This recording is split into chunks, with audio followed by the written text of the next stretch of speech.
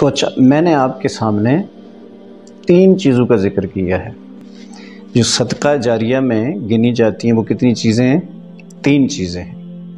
نیک اولاد چھوڑ کے آپ گئے ہیں، یہ صدقہ جاریہ ہے۔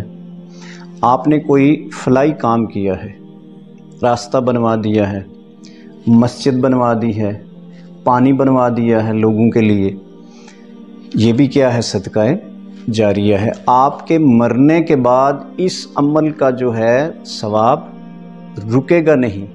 آپ قبر میں ہیں لیکن آپ کو اس عمل کا ثواب پہنچتا رہے گا۔ پھر علم نافع آپ چھوڑ کے گئے ہیں۔ آپ نے قرآن کی تعلیم دی، آپ مدرس تھے، قرآن پاک پڑھایا ہے، آپ نے دینی علوم پڑھایا ہے۔ یہ جتنی بھی چیزیں ہیں، یہ تین چیزیں جس کے بارے میں اللہ کے نبی علیہ السلام نے فرمایا نیک اولاد اگر کوئی چھوڑ کے گیا ہے تو وہ کیا ہے؟ صدقہ جاریہ ہے اس کے لیے۔ اسی طرح میں نے دو چیزوں کا تذکرہ کیا ہے۔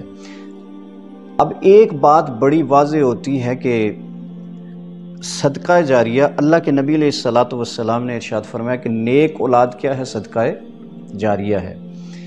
بڑی واضح بات ہے کہ بندہ مر جاتا ہے لیکن کلی طور پر جیسے کچھ لوگوں کا نظریہ ہے کہ بس مر گیا، اب کوئی آپ کا دعا کرنا، قرآن پڑھنا اس کے پیچھے یا دیگر جتنی بھی چیزیں ہیں اس سے کوئی اس کو فائدہ ہونے والا نہیں ہے۔ تو نیک اولاد سے مراد کیا ہے؟ نیک اولاد نماز اولاد پڑھے گی، نماز بیٹا پڑھے گا، باپ مر گیا، نماز پڑھے گا، ثواب اس کو بھی پہنچے گا، صدقہ جاریہ ہے۔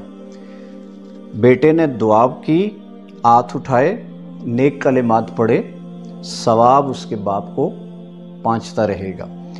بیٹے نے قرآن کی تلاوت کی، ثواب اس کے باپ کو پہنچتا رہے گا۔ یعنی ہر وہ کام جو نیکی کے زمرے میں آتا ہے، ایون کہ اگر اس نے راستے میں سے ایک کانٹا بھی اٹھایا راستہ صاف کرنے کے لیے، اس کا بھی ثواب اس کے ماں باپ کو قبر میں پہنچتا رہے گا۔ تو کلی طور پر اگر یہ سمجھا جائے کہ کسی کے فعل، جب بندہ مر گیا تو کسی قسم کا بھی فعل جو ہے پیچھے اگر کوئی نیک عمل ہوگا تو اس کو فائدہ نہیں قبر میں پہنچے گا، یہ جو محض یہ جو تصور ہے، یہ جو سوچ ہے، یہ باطل ہے۔ اس کا دین اسلام سے کوئی تعلق نہیں، چونکہ اللہ کے نبی علیہ السلام کا ارشاد مبارک موجود ہے۔ دوسری چیز فرمایا کوئی نیک عمل اگر اس نے کیا تھا، پانی بنوایا تھا، راستہ بنوایا تھا، مسجد بنوائی تھی، مدرسہ بنوایا تھا، یا اور رفع عامہ کے بہت سارے فلاحی کام ہوتے ہیں معاشرے کے اندر جس سے معاشرہ فائدہ حاصل کر سکے، معاشرے کے لیے وہ سود مند ہو، ایسے جتنے بھی اس نے افعال کیے، کام کیے، بندہ کام کرنے کے بعد مر گیا لیکن اس کا ثواب قبر میں اس کو پہنچتا رہے گا۔ لیکن جو حدیث مبارکہ آتی ہے، اللہ کے نبی علیہ السلام نے ایک صحابی رسول کو فرمایا، انہوں نے عرض کیا کہ میری والدہ دنیا سے پردہ فرما گئی تو اب مجھے کیا کرنا چاہیے ان کے لیے؟ تو اللہ کے نبی علیہ السلام نے ارشاد فرمایا کہ ان کے نام کا ایک کنواں بنوا دے۔ وہ کنواں بنوائیں گے، لوگ پانی پئیں گے، اس سے فائدہ حاصل کریں گے، تو آپ کی تمہاری جو ماں ہے اس کو قبر میں راحت ملے گی، سکون ملے گا، اس کو ثواب پہنچتا رہے گا۔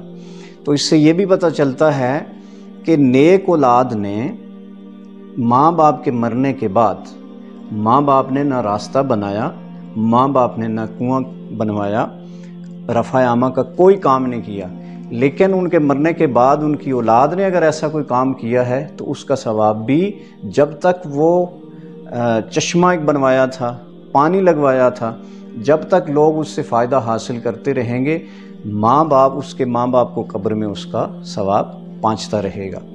تو ماں باپ کو مرنے کے بعد ثواب پہنچے گا، یعنی کسی بھی شخص کے مرنے کے بعد اگر اس نے یہ تین عمل پیچھے چھوڑ کے گیا ہے، نیک اولاد کی صورت میں، یا رفع عامہ کے کام کی صورت میں، یا علم نافع کی صورت میں پیچھے کوئی چیز چھوڑ کے گیا ہے، تو اس کا فائدہ قبر میں بھی اسے ہوتا رہے گا۔ ہم تو اللہ ماشاء اللہ راستے بناتے نہیں ہیں، بند کرتے ہیں، پانی بناتے نہیں ہیں، بند کرتے ہیں، راستہ کوئی بنا رہا ہو، سڑک بنا رہا ہو، ہم نے بند کرنی ہے، یہاں سے راستہ ہم نے نہیں دینا ہے، یہ راستہ بند کر دیں۔ شہروں میں یہ ہوتا ہے کہ مکان لوگ باہر لے جاتے ہیں، گلیوں کے اندر راستہ ہے، گلی ہے، اس کو تنگ کر دیتے ہیں۔ تو خدا را ایسے کام مت کریں۔ ابھی آپ کو ان چیزوں کا پتہ نہیں چلے گا، یہ کام، یہ باتیں آپ کو مرنے کے بعد پتہ چلیں گی۔